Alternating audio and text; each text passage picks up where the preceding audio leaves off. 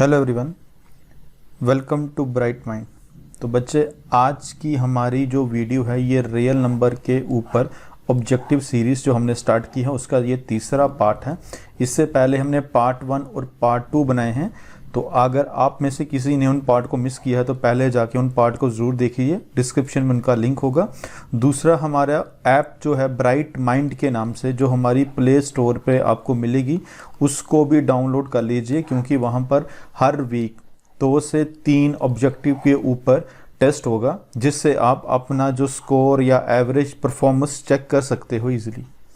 तो आज हमारा जो टॉपिक रहेगा बच्चे वो यूक्लिड डिवीजन एल्गोरिथम और लेमा पे रहेगा।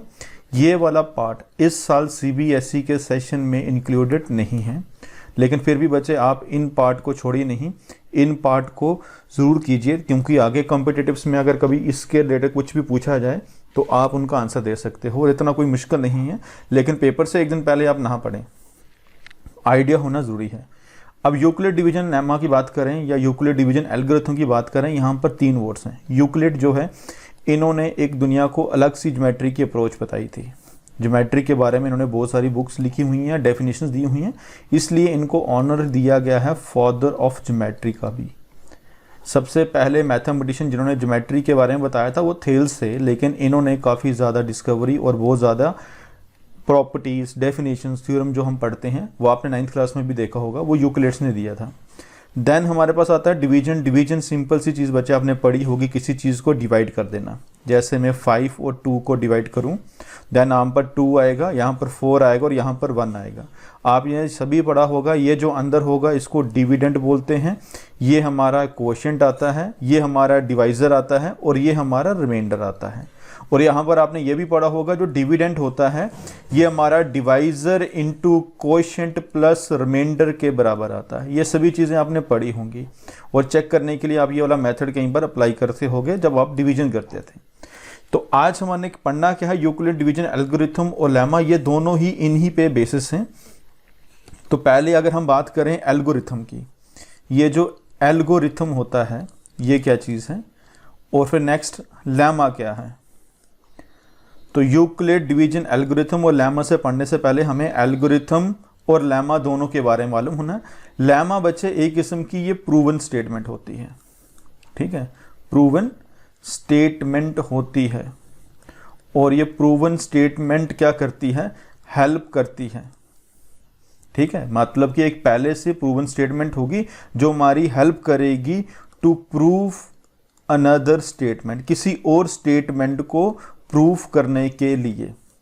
मतलब कि आपने ऐसे बहुत सारी स्टेटमेंटें पढ़ी होंगी जिनको आपने कभी प्रूफ नहीं किया, लेकिन उनकी हेल्प से आपने क्वेश्चंस किए होंगे। एग्जांपल के तौर पे आपने सभी ने ये पढ़ा होगा h square equals to p square plus b square, है ना। हाइपोटेन्यूज का square equals to perpendicular square plus base square, Pythagoras theorem जिसको बोलते हो। आप सभी ने इसको प्रूफ नहीं किया कभी, ना ही इसका प्रूफ देखा होगा 10th क्लास से पहले।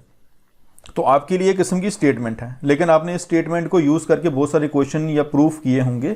तो हम कह सकते हैं ये हमारी एक लेमा है। लेमा मीन्स जो पहले इसी स्टेटमेंट किसी ने प्रूफ की होगी, लेकिन हम उस स्टेटमेंट को यूज़ करेंगे बाकी स्टेटमेंट को प्रूफ करने के लिए, उसको हम बोलते हैं लेमा। और एल्गोरिथम क्या होता है बच्चे, एल्गोरिथम होता है स्टेप ऑफ सीरीज। ये एक वेल डिफाइंड स्टेप की सीरीज होती है। ये भी हमारी हेल्प करती है टू फाइंड पर्टिकुलर रिजल्ट, एक किसी रिजल्ट को निकालने के लिए। जैसे अगर हम खाना बनाते हैं, चाय वगैरह की एग्जांपल देख लें, तो वहाँ पर एक स्टेप ऑफ सीरीज होती है, हम कैसे चाय को बना सकते हैं, वहाँ पर हमें किस किस की नीड है और पहले किसको ऐड करना पड़ेगा। तो इस स्टेप ऑफ सीरीज को हम बोलते हैं एक्चुअल में एल्गोरिथम। तो ऐसे ही मैथ में एक स्टेप ऑफ सीरीज है जो हमारी हेल्प करती है किसी पर्टिकुलर रिजल्ट को फाइंड आउट करने में। अब आते हैं वापस, हमारा एल्गोरिथम क्या है। तो एल्गोरिथम मालूम चल गया एक स्टेप ऑफ सीरीज है। तो यूक्लिड डिवीजन एल्गोरिथम जो है हमारा, अब यूक्लिड डिवीजन एल्गोरिथम जो है ये टेक्निक है। और ये कौन सी टेक्निक है, जो हमारी हेल्प करती है क्या फाइंड करने में, HCF को फाइंड करने में। और ये जो स्टेप ऑफ सीरीज है ये सारी की सारी यूक्लिड डिवीजन लेमा के ऊपर बेस्ड है। मतलब यूक्लिड डिवीजन लेमा की एक स्टेप ऑफ सीरीज है जो हमारी हेल्प करेगी HCF को फाइंड करने में, उसी को हम बोलते हैं यूक्लिड डिवीजन एल्गोरिथम। तो बच्चे एल्गोरिथम का याद तो पता चल गया, हेल्प HCF को फाइंड करने में हेल्प करेगा, किसके ऊपर बेस है, यूक्लिड डिवीजन लेमा। तो लेमा ही पढ़ना होगा आपको अभी मैंने एग्जांपल दी थी, अगर 5 को 2 से डिवाइड करें देन ये 2, ये 4, यहाँ पर 1, और आपको ये मालूम होगा डिविडेंड किसके बराबर होता है, divisor into coefficient plus reminder.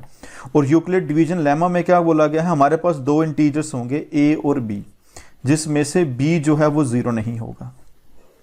और आपको मालूम है जब इन दोनों इंटीजर्स को हम डिवाइड करेंगे, ठीक है, और यहाँ पर ये कंडीशन लिखी गई है, a बड़ा होगा b छोटा होगा, मतलब जो बड़ा होगा उसको हम डिविडेंड लेंगे, छोटे को डिवाइजर लेंगे। ऐसा क्यों ये भी बता दूंगा।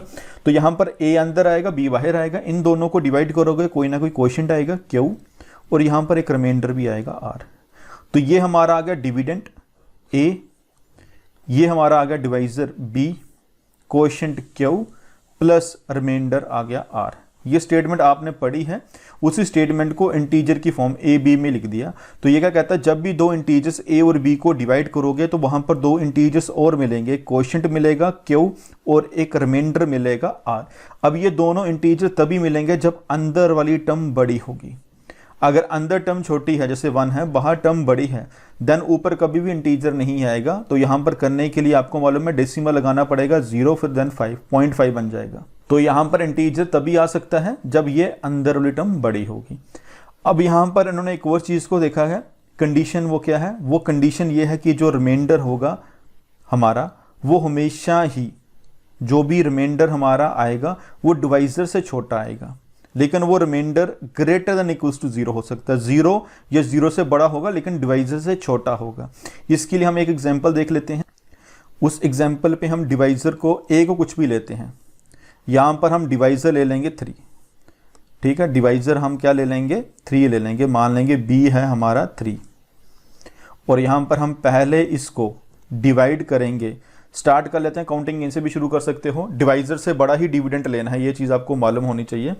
तो मैं बड़ा 4 लेता हूँ, 4 को 3 से करूँगा, फिर मैं 5 लेता हूँ, 5 को भी 3 से करूँगा, फिर मैं 6 लूँगा और 6 को भी 3 से करूँगा। कंडीशन क्या है कि r जो है b से छोटा है और ग्रेटर देन इक्वल्स टू 0 है। यहाँ पर r तो सेम रहेगा लेकिन b की जगह 3 आएगा, मतलब रिमाइंडर मेरा जो है 3 से बड़ा नहीं होगा, 3 से छोटा इंटीजर होगा। अब वो इंटीजर छोटा क्या होगा, वैसे 2 हो सकता है, 1 हो सकता है, 0 हो सकता है, वो चेक करके देखेंगे। 3 को यहाँ से करेगा आपको मालूम है 1 आएगा, देन 3, और यहाँ पर रिमाइंडर आ गया हमारा 1। फिर 3 को हम 1 से करेंगे और यहाँ पर रिमाइंडर हमारा आ गया 2। फिर 3 को आप 2 से करोगे 6, और यहाँ पर रिमाइंडर आ गया 0। तो इसमें तो हो गया। अब आगे भी नंबर पे चेक कर लें, 7 को 3 से करोगे तो कितना आ जाएगा 2, देन 6 और रिमाइंडर आ गया 1। 7 के आगे हम 8 देख लें, 8 को 3 से करें देन 2, दोबारा 6 और रिमाइंडर आ गया 2। फिर 9 से करके देख लें तो 3 3 9 और रिमाइंडर कितना आ गया 0। तो इस केस में भी 1, 2 और 0 ही आया। तो मतलब जो भी हमारा डिवाइजर होगा उसी से छोटा आएगा। आप यहाँ पर डिवाइजर को चेंज कर लो, 3 की जगह 4 ले लो, 3 की जगह 4 ले लो, तो आपको मालूम है जो रिमाइंडर है वो 4 से छोटा आएगा। अब 4 से छोटा कौन सा इंटीजर होगा, 3 होगा, देन 2 होगा, 1 होगा और 0 होगा। वही कंडीशन यहाँ पर बोली गई है कि r जो है b से स्ट्रिक्टली लेस देन होगा, यहाँ पर इक्वल टू का साइन ही आएगा, और ग्रेटर देन इक्वल्स टू होगा 0। अब यहाँ तक सभी चीज़ें क्लियर होगी होंगी। अब चलते हैं हम अपने क्वेश्चन की तरफ, जिसमें पहला क्वेश्चन जो हमारा है MCQs का, वहाँ पर पूछा गया for any positive integer m every even integer is of the form. अब अच्छा आपको मालूम है जो भी इवन नंबर होगा उनको 2 हमेशा डिवाइड करेगा, ये सभी को मालूम होगा। इवन नंबर को हमेशा 2 क्या करेगा, डिवाइड करेगा। तो यहाँ पर अगर हम देखें, हम इनको जो अप्रोच है प्रूफ करने वाली उस तरीके से नहीं करेंगे, इनको सिंपल मेथड से ही करेंगे। इन क्वेश्चन को कैसे सॉल्व किया जाएगा, तो इवन नंबर को जब भी 2 से करोगे तो ये डिवाइड ही होगा, और डिवाइड होकर यहाँ पर कोई ना कोई इंटीजर आ जाएगा, और उस इंटीजर को मान लेता हूँ मैं m। तो अगर इस 2 को सेट शिफ्ट कर लो तो इवन नंबर किसके बराबर बन गया, वो बन गया हमारा 2m। मतलब जब भी इवन नंबर को 2 से डिवाइड करोगे तो वहां पर कोई ना कोई इंटीजर आएगा। क्वेश्चन में उन्होंने इंटीजर m लिया तो मैं m ले लेता हूं, तो यहां पर 2 को भेज दिया तो क्या बन गया 2m। मतलब इवन नंबर की फॉर्म क्या होगी हमारी, 2m होगी। अगर बच्चे इवन नंबर निकल गया, आपको मालूम इवन नंबर है 2, 4, 6, 8। अब इनके आगे हमारे पास जो नंबर आते हैं वो आते हैं ऑड, वो आता है 3, यहाँ पर आता है 5, यहाँ पर 7 और यहाँ पर 9। अब आगे वाले नंबर को बनाने के लिए इवन में हमें क्या ऐड करना पड़ेगा 1। यहाँ पर भी इवन को बनाने के लिए क्या ऐड करना पड़ेगा 1 और यहाँ पर भी क्या ऐड करना पड़ेगा 1। तो अगर बच्चे इवन की फॉर्म ये है 2m, तो ऑड की फॉर्म क्या होगी 2m में क्या ऐड करना पड़ेगा 1। तो ये आप याद रख लीजिए। अब नेक्स्ट हमारा जो ऑब्जेक्टिव है इसमें वही ऑड इंटीजर की फॉर्म पूछेगी है। तो इवन की फॉर्म अभी आपको मैंने बताई 2m होती है, ऑड की क्या होगी, एक नंबर उसमें ऐड कर दो, वो 2m+1 होगी। तो बच्चे ये वाली आएगी। कई बच्चों के माइंड में ये वाला भी आ रहा होगा m+1। तो बच्चे ये इसलिए नहीं है क्योंकि m इंटीजर है। तो अगर m इंटीजर है तो m 1 भी हो सकता है, 2 भी, 3 भी, 4 भी, 5 भी, यही हो सकता है। लेकिन अगर सभी इंटीजर में 1 को ऐड करो तो हमेशा ऑड नंबर नहीं आएगा ना। इनमें ऐड करके देख लो। तो ये कितना बन गया आपका 2, ये कितना बन गया 3, ये 4, ये 5, ये 6। यहाँ पर ऑड भी आ रहे हैं, इवन भी आ रहे हैं, इसलिए ये वाला पॉसिबल नहीं है क्योंकि यहाँ पर m इंटीजर है। लेकिन यहाँ पर 2m है और 2m जो है यहाँ पर m को कुछ भी पुट करो, लेकिन जब 2 से मल्टीप्लाई करोगे वो इवन नंबर बन जाएगा और इवन में 1 को ऐड करोगे ऑड आ जाएगा। अब नेक्स्ट क्वेश्चन, ये एक्चुअल में क्वेश्चन प्रूफ करने के लिए आते हैं, लेकिन इस बार सीबीएसई में तो आएगा नहीं, इसको हम ऑब्जेक्टिव की तरीके से ही प्रूफ करेंगे। क्या कहता है n² - 1 इज डिविजिबल बाय 8। इसको 8 डिवाइड करेगा, किसको डिवाइड करेगा n² - 1 को। लेकिन 8 डिवाइड तो करेगा, उसके लिए n क्या होगा, या इंटीजर होगा, नेचुरल नंबर, ऑड नंबर या इवन नंबर। अब इसको हमने सॉल्व करना है। तो इसको सॉल्व करने के लिए बच्चे हमारे पास वही एक एल्गोरिथम वाला लेमा वाला मेथड है, उससे अप्लाई कर सकते हो। लेकिन यहाँ पर हमने ऑब्जेक्टिव के तरीके से देखना है। तो ऑब्जेक्टिव के तरीके से हम यहाँ पर प्रॉपर मेथड से सॉल्व नहीं करेंगे, हम इनको सिंपल तरीके से ही देख के करेंगे कि किस फॉर्म में आता है हमारे पास, कि इवन होगा क्या होगा। अगर आप देखोगे तो फॉर्म क्या है हमारी n² - 1 और n को 8 डिवाइड करेगा। n² - 1 को कौन डिवाइड करेगा, 8 डिवाइड करेगा और 8 जब डिवाइड करेगा यहां पर कोई ना कोई इंटीजर हमारे पास आ जाएगा। यहां पर कोई ना कोई इंटीजर तो आएगा और वो इंटीजर हमने बताना है। वो इंटीजर होगा नेचुरल नंबर, ऑड या इवन होगा, क्या हो सकता है वो इनमें से। तो अगर हम बात करें यहां पर, तो इसको सॉल्व करने के लिए हम अगर अपना बेसिक मेथड देखें तो उसमें हमें इसको b लेना होता था, फिर करते थे। लेकिन यहाँ पर हम क्या करेंगे, यहाँ पर n की जगह हम वैल्यू पुट कर देंगे। n की जगह क्या करेंगे, हम वैल्यू पुट करेंगे। अगर मैं n की जगह 1 पुट करूँ तो n² - 1, तो बच्चे 1 - 1 वो 0 आ गया। फिर आप 2 पुट करो तो आप देखोगे 2² - 1, वो 4 - 1 वो 3 आ गया। फिर हम 3 पुट करके देखें, 3² - 1, तो 9 - 1 8 आ गया। फिर आप 4 पुट करके देखो, 16 में से 1 माइनस करेंगे तो आप देखोगे 15 आ गया। बच्चे अब 5 ले लो तो क्या आएगा, 5² - 1, 25 में से 1 काट दें तो 24। ऐसे आप आगे भी चेक करके दे सकते हो। चलो चेक कर लें, 6² - 1 36 में से कटोगे 35। फिर 7² - 1 49 - 1 कितना आ गया 48। अब इनमें से नंबर ढूंढो जिनको हम 8 डिवाइड कर सकते हैं। तो सबसे पहला आपको ये नंबर दिख रहा होगा, ये नंबर दिख रहा होगा, ये नंबर दिख रहा होगा। तो अगर हम बात करें ये नंबर कब आया, जब n को हमने 3 लिया। ये कब आया, जब n को 1 लिया। और ये कब आया, जब n को 7 लिया। और इसी तरीके से अगर आप देखोगे तो इसको भी तो डिवाइड करेगा, क्योंकि 0 को तो 8 डिवाइड करेगा। 0 किसी को नहीं कर सकता, लेकिन 0/8 है, ये 0 ही तो आएगा। तो मतलब इसको भी डिवाइड कर रहा है। और ये कब करेगा, जब ये 1 आएगा। अब खुद ही देखो n कब डिवाइड कर रहा है, जब n की वैल्यू 1 होगी, 3 होगी, 5 होगी, 7 होगी। तो यहीं से अगर हम काउंट करके देखें तो ये हमारा एक कौन से नंबर की सीरीज बन रही है, वो बन रही है ऑड नंबर की। तो मतलब n² - 1 इज डिविजिबल बाय 8 तभी 8 से होगा जब n क्या होना चाहिए, ऑड नंबर होना चाहिए। इवन नंबर के लिए ऐसा पॉसिबल नहीं है। ये एक सिंपल सा तरीका है। आपको इसकी जगह कोई भी टर्म्स दी गई हो, आप ऐसे वैल्यूज पुट करके उनको एनालाइज करके खुद आंसर निकाल सकते हो कि क्या आएगा। अब नेक्स्ट क्या कहता है, यूक्लिड डिवीजन की यहां पर स्टेटमेंट है। यहां पर कुछ मिसप्रिंट था, वो मैंने ठीक कर दिया। अब यहाँ पर यूक्लिड डिवीजन की स्टेटमेंट है ए इक्वल टू वही dividend equal to divisor into quotient plus reminder, लेकिन यहाँ पर कंडीशन क्या है, reminder less than equal to b और ग्रेटर देन इक्वल टू 0। इन चारों में से आपको कंफ्यूजन नहीं होनी चाहिए, डिवाइजर से हमेशा छोटा होगा लेकिन 0 हो सकता है, तो इसमें सी ऑप्शन आएगा अगर आपने ऊपर अच्छी तरीके से समझा है। अब 5 वाला, अब ये फिर से वही क्वेश्चन आ गया, स्टार्टिंग में n स्क्वायर माइनस 1 था, तो आप क्या करोगे, यहाँ पर n स्क्वायर को अगर आप देखोगे यहाँ पर n कॉमन ले लें तो क्या बचेगा, n माइनस 1। अगर हम n को कॉमन ले लें तो क्या बचेगा, n माइनस 1। तो बच्चे यहाँ पर अगर हम देखें कोई भी n कोई भी नंबर हो, इवन हो या ऑड हो, लेकिन उसमें से एक -1 कर रहे हैं, जैसे हम ये सीरीज ले लेते हैं 2 3 4 5, इसको मान लो n, तो ये इससे नंबर जो पीछे होगा ये होगा n माइनस 1, और आगे वाला कौन सा नंबर होगा, n प्लस 1। तो ये जो सीरीज होती है n और n माइनस 1 की, ये कंसेक्टिव नंबर बनते हैं, और इन दोनों की बात करोगे ये भी कंसेक्टिव नंबर बनेंगे। तो कंसेक्टिव नंबर में एक हमारा ऑड होता है और एक हमारा इवन होता है, तो मतलब ये जो n स्क्वायर n माइनस 1 का पेयर मैंने बनाया, ये हमारा क्या बनेगा, इवन इंटू ऑड बनेगा।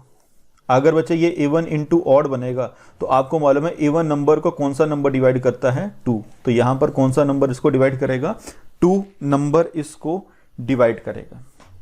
अगर आपको नहीं समझ आया तो आपको जो मैंने मेथड बताया, आप यहां पर n की वैल्यू स्टार्ट करो 1 से पुट करनी, तो यहां से पुट करके देखते जाओ, जो भी आपके आंसर आएंगे उनको कौन सा नंबर डिवाइड करेगा।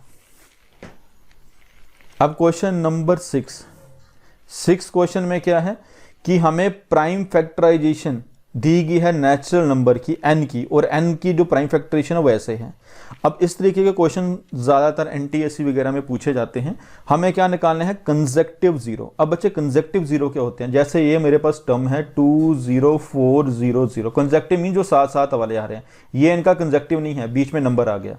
अब जैसे 2 4 0 0 0, यहाँ पर कंसेक्टिव जीरो कितने आ गए, 3, यहाँ पर कितने आ गए, 2, और ऐसे एक और नंबर लेने 1 6 0 1 और 0 0। तो कंसेक्टिव जीरो ये दो ही हैं, साथ साथ में कितने आ रहे हैं, और कंसेक्टिव जीरो कब आएंगे बच्चे, ये सारा का सारा डिपेंड करेगा लास्ट वालों के ऊपर ही। वो लास्ट वाले कब होंगे, जैसे कोई भी नंबर हो, ये 10 से मल्टीप्लाई होगा तो इसके लास्ट में 1 0 आ जाएगा, 100 से होगा इसके लास्ट में 2 0 आ जाएगा, 1000 से होगा तो 3 हो जाएगा। तो सीधा का सीधा डिपेंड करेगा ये लास्ट में किस जीरो के साथ मल्टीप्लाई होगा, मतलब 10 100 या 1000। अब 10 की बात करें, 10 कब बनेगा, जब वो 2 और 5 मल्टीप्लाई होगा। 100 भी कब बनेगा, जब 2 2 बार होगा, 5 भी 2 बार होगा। ऐसे 1000 में भी आएगा इनका 3 बार का या 4 वो सेम कॉम्बिनेशन से चलते जाएंगे। 2 और 5 वहां पर प्रेजेंट होंगे ही होंगे, वो सेम नंबर ऑफ 2 और सेम नंबर ऑफ 5 होंगे, तभी वो 10 100 और 1000 बनाएंगे। अब यहां पर अगर हम देखें, हमें निकालने हैं कि कितने मिनिमम कितने नंबर ऑफ जीरोस बन सकते हैं कंसेक्टिव, तो हमें सिर्फ 2 और 5 को ही देखना है, हमने 2 और 5 को ही देखना है। तो यहां पर हमें निकालने हैं कंसेक्टिव जीरो। तो बच्चे हमने 2 और 5 को देखना, इस तरीके का मैंने डेसिमल एक्सपेंशन में भी बताया था, वहां पर हम मैक्सिमम वैल्यू लेते थे, यहां पर मिनिमम वैल्यू लेंगे, और मिनिमम वैल्यू किसकी लेंगे, जो भी पावर है 2 और 5 की। तो यहां पर एक जगह पावर है 5 और एक की पावर है 2, तो मिनिमम आएगी 2। तो इनके जो जीरो आएंगे लास्ट में वो आएंगे 0। आप इन सभी को सॉल्व करके मल्टीप्लाई करके लिखो, लास्ट में 2 0 0 आ जाएंगे। जब डेसिमल एक्सपेंशन होगी, याद रखना वहां पर मैक्सिमम वैल्यू लेंगे, जो भी पावर होगी किसकी, 2 और 5 की। लेकिन जब कंसेक्टिव जीरो निकालने होंगे तो वहां पर मिनिमम पावर लेंगे 2 और 5 की। यहां पर पावर 5 नहीं 3 थी, तो 3 है, देन ये 2 है, तभी मिनिमम हमारा 2 ही आएगा। Next question number 7। अब बच्चे ये वाले क्वेश्चन थोड़े से ट्रिकी हैं, और इस तरह के क्वेश्चन अगर आपको आएंगे तो ये थोड़े से डिफिकल्ट हो सकते हैं, अगर आपको यहाँ पर इनकी रेपिटेशन पीरियड के टेबल के बारे में नहीं मालूम। थोड़ा सा मैं डिस्कस करके आपको बताता हूँ रेपिटेशन पीरियड कैसे निकलता है। अब यहाँ पर क्या है बच्चे, आपको सिंपल सा याद रखना है, जैसे 0 1 2 3 4 5 ऐसे आप टेबल बनाओगे पूरा 9 तक। अगर हम बात करें 0 की, तो 0 की पावर आप 0 लो 1 लो कुछ भी लो, हमेशा 0 ही आएगा। 1 की पावर भी कुछ लो तो 1 ही आएगा। लेकिन अब यहाँ पर 2 की बात करें, 2 की पावर 1 लेंगे तो 2 आएगा, 2 की पावर 2 लोगे तो 4 आएगा, 2 की पावर 3 लोगे तो 8 आएगा, 2 की पावर 4 लोगे तो 16, मतलब लास्ट में आ गया 6 आ गया। फिर आप 2 की पावर 5 लो तो 32, लास्ट में 2। यहाँ पर अगर आप काउंट करने के देखोगे तो हमारे पास क्या आता है, 2 आ रहा है, यहाँ पर भी एक बार 2, मतलब एक रेपिटेशन होगी, देन 4 यहाँ पर दूसरी होगी, देन 8 3 और लास्ट में 1। मतलब कितने different number of unit digit इसके लास्ट में आएंगे। तो 2 की बात करें तो 2 में हमारे पास 4 आते हैं। और ऐसे ही बच्चे आप 3 का चेक करोगे, क्या करोगे, 3 की पावर 1 तो आप देखोगे 3, 3 की पावर 2 तो आप देखोगे 9, 3 की पावर 3 तो 27, लास्ट में आ गया 7। फिर आप 3 की पावर 4 लोगे, 3 की पावर 4 लोगे तो वो आएगा 81, मतलब लास्ट में दोबारा 1 आ गया। फिर ऐसे 3 की पावर आप 5 लेके भी देखोगे तो यहाँ पर भी 3 के जो लास्ट में डिजिट आएंगे वो भी हमारे पास 4 आएंगे, वो भी हमारे पास 4 आएंगे। अब वो कौन कौन से होंगे, एक 3 हो सकता है, 9 हो सकता है, 7 और 1 हो सकता है। और 2 की बात करें, 2 में कौन कौन सा आया था, 2 4 8 और 6 आएगा। ऐसे आप 1 की बात करोगे तो 1 में 1 ही आता है, 0 में 0 ही आता है। और 4 के भी आपने इस तरीके से इनका टेबल बनाना है पूरा 9 तक। जब आपका पूरा टेबल बन जाएगा 9 तक, फिर आपको यहाँ से याद हो जाएंगी कितनी रेपिटेशंस हैं। तो यहाँ पर मैंने साइक्लिसिटी आप सभी की लिख दिया, आप सभी के साइक्लिसिटी से याद कर सकते हो। याद करने का कोई आसान सा तरीका है, यहाँ पर 2 की बात करें, 2 3 7 और 8, इनकी साइक्लिसिटी जो है वो 4 है, इनकी साइक्लिसिटी जो है वो 4 है। उसके अलावा जो नंबर बच गया, जैसे 9 बच गया, 9 के अलावा 4 बच गया, इनकी साइक्लिसिटी 2 है। इनको कैसे याद रखते हो, 9 और 4 के लिए आप याद रख सकते हो, पहले 10 नंबर में ही यही 2 हैं जिनका परफेक्ट स्क्वायर रूट होता है 4 और 9, तो इनकी साइक्लिसिटी हमारे पास 2 है। तो बाकी जो बच गया, जैसे 0 बच गया, 1 बच गया, 5 और 6, इनकी साइक्लिसिटी 1 है। मतलब इनको आप स्क्वायर करके ऐसे तरीके से चेक करके दे सकते हो, इनका यूनिट डिजिट हमेशा सेम आएगा। तो इनका स्क्रीनशॉट आप यहाँ पर लेके रख लीजिए, आपको हेल्प करेगा। अब करना क्या है, यहाँ पर हमें 8 का बताना है, किसका बताना है, 8 का। और 8 का लास्ट में जो पावर है वो आपने देखनी है, पावर देखिए 25, और 8 की साइक्लिसिटी कितनी है, 4। आपको ये चाहिए बस। आपने करना क्या है, यहाँ पर 25 को 4 के साथ डिवाइड कर दोगे, और जब डिवाइड करोगे तो आप देखोगे यहाँ पर 6 के साथ जाएगा 24 और रिमाइंडर हमारा 1 आ जाएगा। हमें सिर्फ रिमाइंडर चाहिए, जो भी रिमाइंडर आएगा वही इसकी पावर हो जाएगी। मतलब 8 की पावर 25 जो है ये अप्रोक्सीमेशन हमारा 8 की पावर 1 के बराबर आएगा। और इसको सॉल्व करो तो देखोगे क्या आएगा, 8, तो इसका यूनिट डिजिट खुद ही 8 आ गया। आपने करना क्या है, जो भी यहाँ पर पावर होगी उसी को डिवाइड करोगे जो बेस की साइक्लिसिटी हमारे पास होगी। जैसे इसकी 4 है, तो इस तरीके से आगे भी एक क्वेश्चन आगे हम डिस्कस करेंगे, और लास्ट में भी हम जब करेंगे तब भी हम डिस्कस कर सकते हैं। यहाँ पर क्या कह रहा है, 58 की पावर n है, तो इसमें से कौन सा नंबर जो है एंड हो सकता है, किससे एंड होगा। आप 58 छोड़ो, आप 8 ही को देखो, अभी 8 को देखो, तो 8 की मैंने साइक्लिसिटी आपको 4 बताई थी, 8 की साइक्लिसिटी 4 बताई थी। और इनके लास्ट में क्या क्या आ सकता है, 8 आ सकता है, 4 आ सकता है, 2 आ सकता है और 6 आ सकता है। तो मतलब ये भी आ सकता है, ये भी हमारे पास आ सकता है, और ये भी 4 भी आ सकता है। तो यहां पर 4 4 2 बार हो गया है। तो यहां पर हमें क्या होगा, which end with all of the following, सभी के साथ हो सकता है, एक के साथ नहीं हो सकता। वो नंबर कौन सा है, 3। तो 3 ही हमारा क्या होगा, आंसर होगा। यहां पर ये 2 डिजिट सेम आ गए हैं, इसके जगह कुछ और हो सकता है, नन ऑफ दीज वगैरह भी, ठीक है। तो आपको ये साइक्लिसिटी यहां पर क्या होनी चाहिए, याद होनी चाहिए। मतलब उसके लास्ट में 8 4 2 6 कुछ भी आ सकता है, आप इसको 8 ही कर दो। तो यहां पर 3 उसके लास्ट में नहीं आ सकता। क्वेश्चन नंबर 9 देखें तो 6 की पावर n, अभी आपको मैंने बता दिया 6 की साइक्लिसिटी क्या होती है, 1 होती है। और 6 की पावर कुछ भी लोगे तो लास्ट में 6 ही आएगा। जैसे 6 की पावर 2 36, फिर से लास्ट में 6 की पावर 3 तो 216, फिर से लास्ट में 6। इसके एंड में हमेशा ही 6 आता है, तो यहां पर कौन सा आंसर आएगा, 6। लास्ट में फिर से वही यूनिट डिजिट ऑफ 34, आपने 34 लेना है पावर, और इसको डिवाइड किससे करोगे, जो 3 की साइक्लिसिटी आएगी।